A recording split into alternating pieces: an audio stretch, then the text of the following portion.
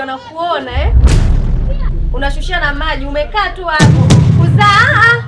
Hivi kwani nimekukosea nini? Nataka uzae. Humu ndani sisi tumekuchoka. Kakangu analeta chakula, unakula, unaenda chooni, unakishusha, ukirudi. Wifi, naomba unisikilize, umenielewa Tena nisikilize vizuri kwa makini. Unanisikia? Yaani kama wewe unaona kuzaa ni mali, nenda kae na kakako mzalie. Umenielewa? Wewe unaongea nini wewe? Naongea nini usikii ninachoongea? Wewe. Nini? Yuko sahihi. Kwa hiyo mimi niko sipo kwa mke wangu ndivyo mnavyomwambia hivyo, nikirudi namkuta mke wangu hana amani kwa sababu ya pumbavu wenu. Hebu nisikize Anita. Swala la yeye kuzaa ni swala la mimi na yeye.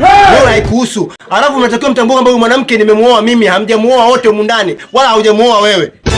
Alafu ni mtoto mdogo sana, usipende kuingilia mambo ambayo sio kuhusu wewe. Mbwa wewe. Hivi kaka, kumbe na wewe una akili. Yaani mimi tunakutetea huyu mwanamke azae, huu mwaka wa pili upo naye.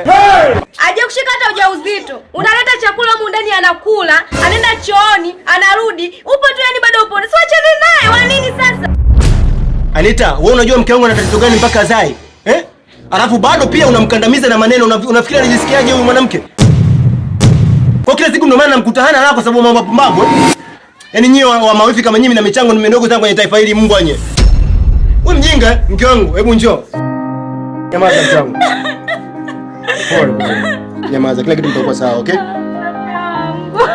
Hebu nyamaza, naomba twende ndani. Uzae, tumekuchoka. Mjinga, usiniletee uchizi wewe.